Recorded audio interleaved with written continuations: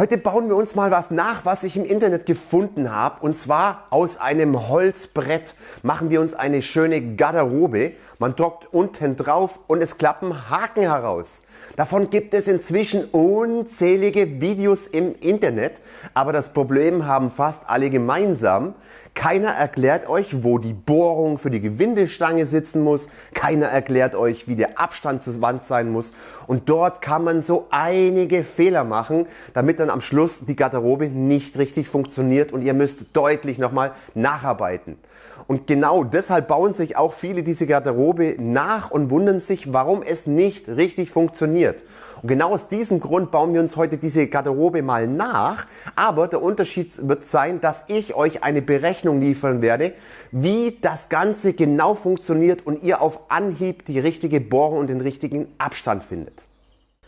Jetzt aber erstmal Servus und herzlich willkommen bei Gipfelholz. Ich bin der Jens und gleich mal eine Frage an euch da draußen. Habt ihr diese Videos, diese Reels, diese YouTube-Videos für diese Garderobe auch schon gesehen? Bin ich mal gespannt. Ballert es mal unten in die Kommentare rein.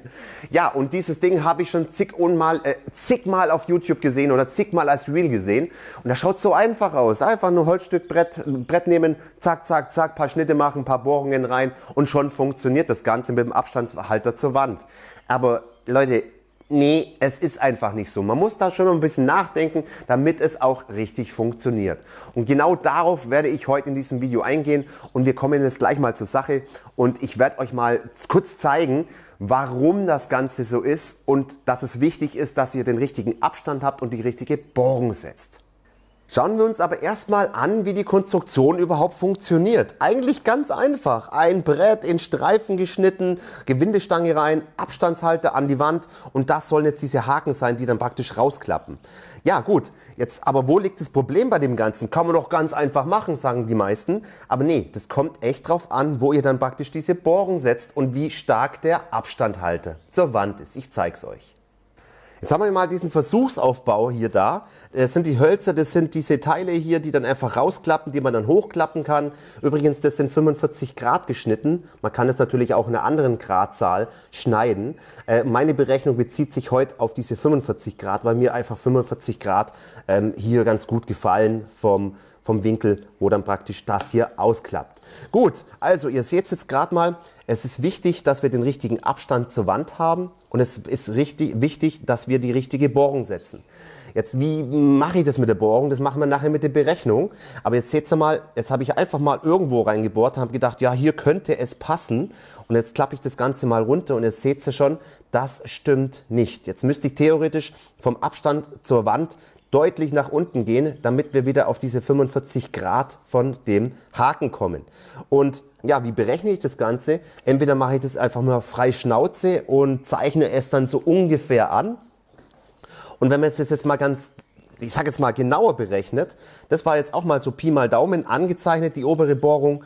Und dann dachte ich mir, da muss es doch irgendwie eine Berechnung geben. Und wenn ich das Ganze jetzt mal mit dieser Bohrung runterklappe, und jetzt seht ihr mal, da stimmt es schon genauer. Es ist noch nicht hundertprozentig genau, also da ist noch vielleicht ein halber Millimeter Luft dazwischen. Aber es ist schon mal deutlich, deutlich besser. Und jetzt geht es dann darum, wie berechne ich das, dass ich jetzt nicht irgendwo Pi mal Daumen irgendwas anzeichnen muss und am Schluss passt dann doch nicht. Ich muss dann noch dieses Brett hier abändern oder. Und darauf gehen wir jetzt dann ein. Bevor wir das Thema mit der Berechnung angehen zur Bohrung, möchte ich euch noch ein zweites Problem nennen, was die ganzen Videos, ich sage jetzt mal 90% der Videos nicht erwähnen. Ich glaube mal ein paar Videos, die erwähnen dieses Problem, was wir auch nochmal zusätzlich haben. Stellt euch vor, ihr würdet jetzt aus diesem Holzbrett einfach eure Garderobe machen wollen. Und ihr wisst ja, dass ein Holz eine Maserrichtung hat, also eine Faserrichtung hat, Maserrichtung. Die geht in diesem Holz geht die natürlich in diese Richtung. Wenn ich jetzt aber Streifen schneide, die dann praktisch quer dazu laufen, dann sind das natürlich solche kleinen Streifen, wo dann unsere Haken draus bestehen. Und was passiert, wenn die Maserung in diese Richtung geht, dann ist das Holz unstabil. Das heißt, wenn ich da ein bisschen Gewicht drauf bringe und mal dagegen komme, dann kann es sein, dass dieses Holz einfach bricht. Wie zum Beispiel so. Ja, und so einfach ist es mit der Hand zu brochen. Wenn ihr natürlich Hartholz habt oder anderes oder stärkeres Holz, dann geht es ein bisschen schwerer, aber es kann trotzdem passieren, wenn die Maserung einfach in diese Richtung geht und ich habe die Streifen so. Ja, was könnte man dann die Lösung machen? Also wir werden heute unser Testobjekt mit diesen Bohrungen werden wir aus Buche-Leimholz machen. Und ich muss ganz ehrlich gestehen, ich habe versucht, dieses Buche-Leimholz auseinanderzubrechen. Ich krieg's definitiv nicht hin. Das ist sehr, sehr stabil, obwohl es jetzt auch in diese Richtung geht, die Maserung. Aber ich will jetzt nicht drauf schwören, dass es dann wirklich hundertprozentig hält. Aber da kommt man gleich nochmal drauf. Ich habe schon mal ein Brett vorbereitet, womit wir das auch umgehen können irgendwo. Wenn ihr jetzt natürlich ein normales Brett habt, dann müsst ihr euch natürlich Gedanken machen, ob ihr die Maserung, ob ihr das irgendwie anders sägen könntet und wieder zusammenleimen oder wie auch immer. Oder ihr verstärkt es. Ich habe das jetzt auch in 3 Videos, glaube ich, gesehen, dass das Holzstück, das so geschnitten wird, haben sie hinten ein Nut reingefräst und haben das Ganze verstärkt, damit wir diesen Effekt praktisch nicht mehr haben und praktisch die Faser oder die Maserung, die Faser praktisch verstärkt wird durch noch ein Einbringen eines Holzstückes. Also das wäre auch nochmal eine Möglichkeit.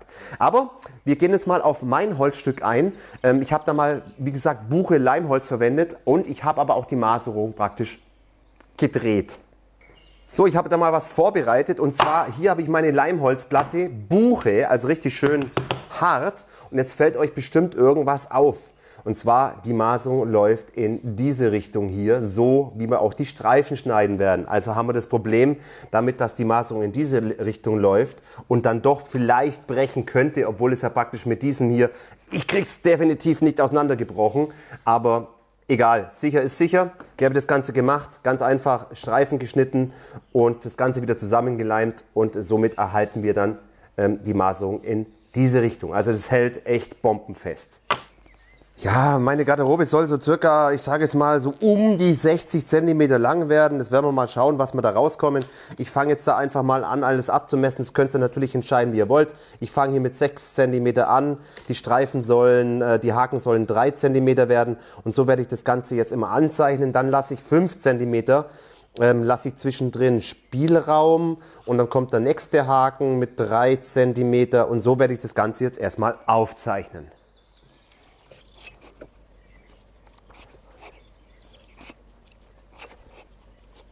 So, an eurer Stelle würde ich das Ganze einfach mal durchnummerieren, damit ihr wirklich genau wisst, wo was hinkommt nachher.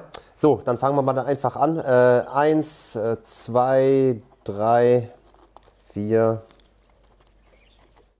620 mm ist sie jetzt breit geworden und hat 7 Haken. Das reicht mir absolut aus. Ihr könnt natürlich auch bis ins Unendliche rein. Aber das reicht für mich. So, jetzt gehen wir an die Säge. Achtet darauf, dass eure Säge wirklich absolut in 90-Grad-Winkel sägt, weil sonst schaut das irgendwie nachher, passt es nicht mehr wirklich zusammen. So, probieren wir es mal.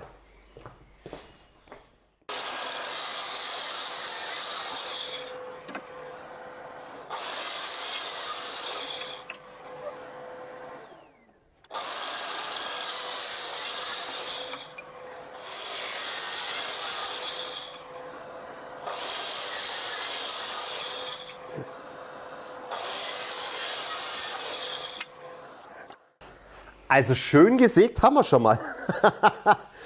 Und jetzt kommt es darauf an, wie wir die Bohrung setzen und ob wir die Bohrung richtig schön da gerade auch durchbekommen und vor allem von der Höhe halt erst. Gut, aber jetzt geht es ja darum, wir wollen nicht einfach nur mal rum versuchen, wo muss die Bohrung hin. Wir kommen jetzt zu meiner Formel, die ich jetzt hier berechnet habe. So, dann zeige ich euch mal ein Beispiel. Und zwar habe ich hier schon mal den Abstandshalter zur Wand und jetzt kommen wir zu unserer Berechnung. Damit der Drehpunkt von unserem Gewinde oder von unserer Stange genauso sitzt, dass dieser Punkt beim Ausklappen den Anschlag erreicht. Bei unseren 45 Grad muss ich nochmal erwähnen. Hier kommt ein 45 Grad Schnitt hin. So, also wir haben jetzt hier das Abstandsbrett, das sind 12 mm. Unser Hauptbrett hat 18 mm Stärke. 18 mm Stärke, die Hälfte Brettstärke sind 9 mm. Diese 3 Daten brauchen wir auf jeden Fall schon mal. Jetzt rechnet ihr 12 mm Abstandshalter plus 9, also praktisch die halbe Brettstärke, 9 mm sind 21 mm. Jetzt kommen wir zum Pythagoras und zwar die Quadratwurzel aus 2 sind 1,4142 und so weiter und so fort. die steht hier oben. Wir nehmen aber nur 3 Stellen, das reicht absolut aus.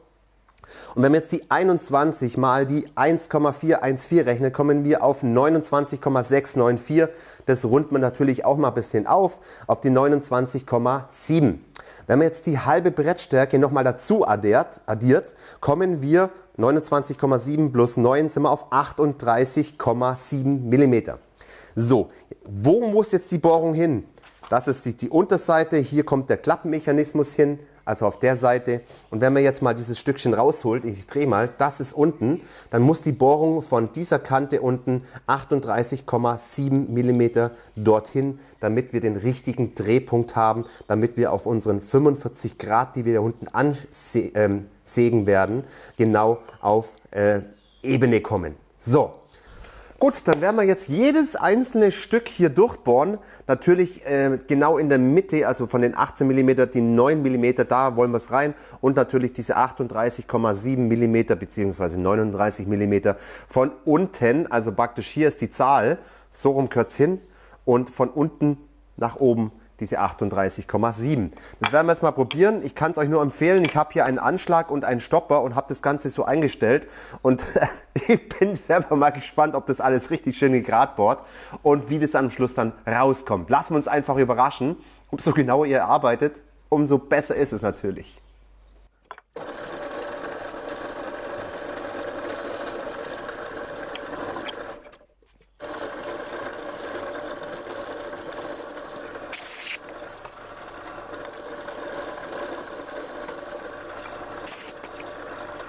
So meine Lieben, ich möchte euch nichts verheimlichen. Ich habe jetzt hier mal die Gewindestange durchgesteckt und möchte sie natürlich nicht faken im Video. Ihr seht's, perfekt, perfekt, perfekt, perfekt. Die 8 und die 10 und ganz leicht die 15. Die habe ich ein bisschen versaut. Ich habe es nachgemessen. Ich habe hier 4 Zehntel falsch gebohrt. Ja, leider, oder ist es dann praktisch doch eher die 7 bisschen, die es halt ein bisschen erwischt hat. Ja, kann man jetzt nichts machen, ist halt einfach so. Wir werden am Schluss dann nochmal drüber schleifen, aber ihr seht, dass das richtige gerade Bohren oder genaues Bohren um 4 Zehntel gar nicht ganz so einfach ist. Und der Bur ist auch noch zusätzlich Adept, ganz ehrlich, habe ich nicht aufgepasst. Die 1 und die 15 wollte ich natürlich nicht durchbohren, weil ich natürlich am Ende hier unten, da kommt die Gewindestange raus. Das war natürlich nicht der Plan, denn das muss ich halt dann am Schluss stopfen, weil ich mache das mit 2 K-Kleber, werde ich die Gewindestange reinkleben hier in dieses Holz und das sollte nicht der Plan sein. Egal, ist halt einfach so. Der nächste Schritt wird sein, dass wir diese 45 Grad hier unten ansägen und hier oben machen wir auch nochmal die 45 Grad, weil wenn ich das rausklappe hier, möchte ich hier auch noch 45 Grad haben. Aber das mache ich dann nur an diesen Stellen oder soll ich das überall machen? Nee, wir sägen da überall 45 Grad nochmal rein und gut ist. Ich habe mich jetzt umentschieden und zwar werde ich jetzt nur die Haken 45 Grad machen. Das heißt aber auch richtig rumsägen, Leute. Gell? Dort mache ich einen spitzen 45 Grad Winkel hin und dort oben eher einen, ja ich sage jetzt mal einen flacheren, also ein bisschen weiter hinten. Dazu werde ich auch einen kleinen Anschlag verwenden, damit der immer gleich gesägt ist, dass ich die hier anschlagen kann, sägen kann und das nächste machen kann, dass es immer gleich ist. So, ja, auf geht's.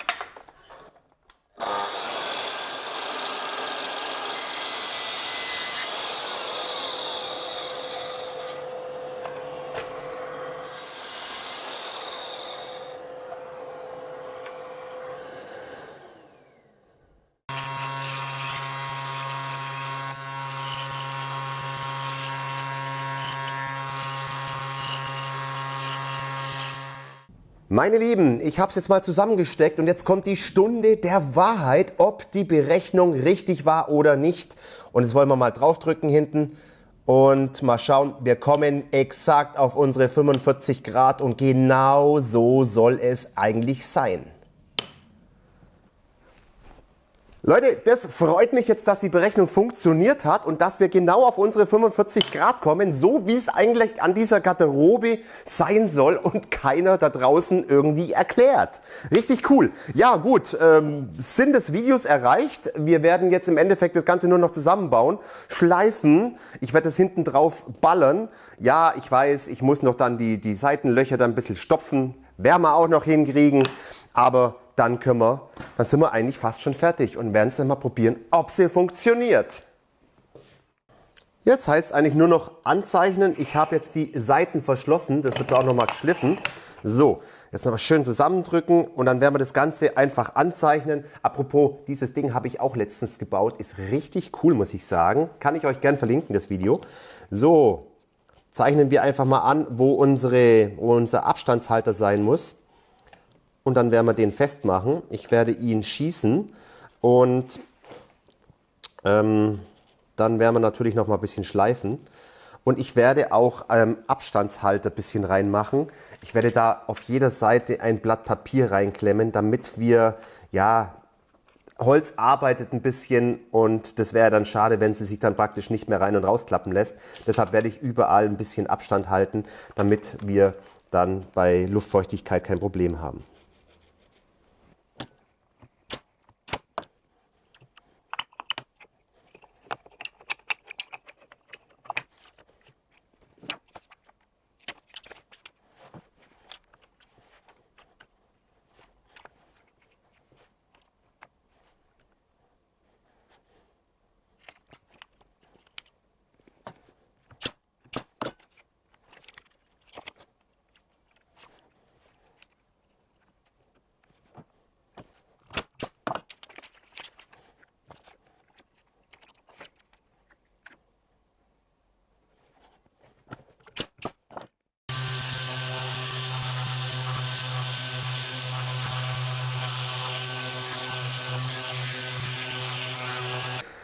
Ja Leute, es ist bis jetzt gar nicht mal so schlecht, ganz ehrlich. Ich habe jetzt aber im Schleifen ein bisschen aufgehört, weil der Bur ist manchmal ein Depp. Ich war mit der Formel und mit allen anderen beschäftigt, aber nicht darum, wo sie eigentlich hingehört. Und sie gehört eigentlich hinter diese Türe. Und was passiert mit einer Türe, wenn man sie auf und zu macht? Dann klappen die Dinger natürlich raus. Das ist ganz klar. Wenn man dann hier bam, bam, bam. Und das will ich natürlich nicht. Hätte man ein bisschen früher mitdenken können. Da kommen jetzt nämlich noch kleine Magneten rein. Die werde ich natürlich nachträglich reinmachen. Ist aber kein Problem. Kriegen wir hin. So kleine, mini kleinen Magneten. Und dann halten die Dinge auch, wenn man die Tür auf und zuschlägt.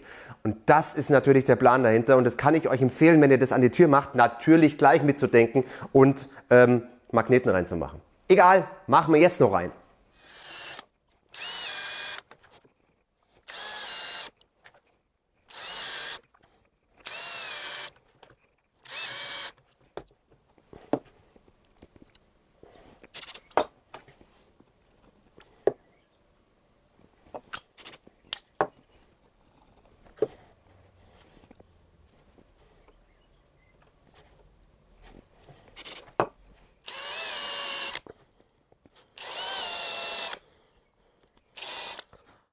So, jetzt kann man richtig mit der Tür knallen, denn das hält nämlich richtig gut und dann passiert nichts mehr, dass die Haken da einfach rausgehen. Ja, man muss da einfach vorher dran denken und ich glaube, ich bin vor lauter Formeln richtig verwirrt, weil ich habe euch natürlich noch was sagen wollen. Bei mir kommt es ja in die Werkstatt hier. Es wird nämlich noch geölt, also das heißt, es wird ein bisschen dunkler und wenn ich dann natürlich aufklappe und die Trägerplatte sehe, dass die wieder hell ist ja klar, dass ihr die vorher anpassen müsst. Also mitdenken, nicht so wie ich, aber mich stört es jetzt da nicht. Deshalb werden wir es jetzt trotzdem ölen. Und dazu nehme ich natürlich wie immer mein Heliacare Bioöl, kann ich euch gerne verlinken. So, auf geht's.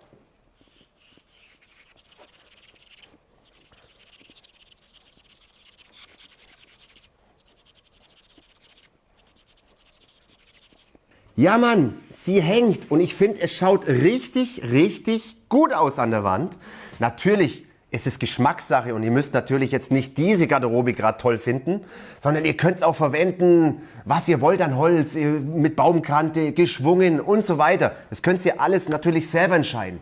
In diesem Video ging es eigentlich darum, euch den Weg zum Ziel zu zeigen, dass es perfekt funktioniert. Auch mit dieser Formel, dass jetzt diese Haken, die dann wirklich perfekte 45 Grad an der Wand anliegen, dass es dann richtig ist, dass ihr den richtigen Abstand wählt, damit ihr die richtige Bohrung an der richtigen Höhe setzt. Darum ging es in diesem Video. Aber ansonsten finde ich sie cool, man kann es unten drauf drücken, oben rausziehen. Super, man kann auch die Tür mal zuschlagen, in diesem Fall hier. Mit dem Magneten hält es echt sehr gut und es würde dann nicht mehr passieren. Wenn man alles einfach einklappt, dann hat man einfach ein, ja ich sage jetzt mal Designer-Holzbrett an der Wand hängen mit Funktion. Ich bin mal gespannt von euch, wer das Ganze schon nachgebaut hat und oder vielleicht auch in Zukunft nachbauen will. Ich meine, ich sage jetzt mal, die Bauanleitung im Internet finde ich ja eigentlich richtig cool oder die Idee dahinter ist ja eigentlich richtig cool. Oder was meint ihr dazu? Ballert das alles mal in die Kommentare unten rein. Das Ganze funktioniert natürlich auch mit anderen Brettstärken, also zum Beispiel 18, 10, 36, gar keinen Stress, haben wir ja vorhin gehabt. Oder mit 21, 12, haben wir die Bohrung bei 43, circa 43. Und das könnt ihr natürlich ganz mit der Formel für euch selber ausrechnen, je nach Brettstärke, was ihr da habt. Aber Achtung, das Ganze gilt nur für 45 Grad, diese Formel. Wenn ihr 30 Grad haben wollt, dann funktioniert das nicht. So, und jetzt fragt ihr euch bestimmt noch, wie ich die Garderobe aufgehängt habe. Da habe ich einfach nur solche Schrankaufhänger hinten noch an die Garderobe hingemacht. Die Garderobe selbst ist eigentlich simpel. Die Herausforderung ist nicht das Sägen, die Herausforderung ist die Geometrie dahinter. Wenn die Bohrung nicht passt, funktioniert die ganze Konstruktion nicht richtig. Jetzt kennt ihr die Formel für 45 Grad und könnt diese Maße auf eure eigene Garderobe übertragen.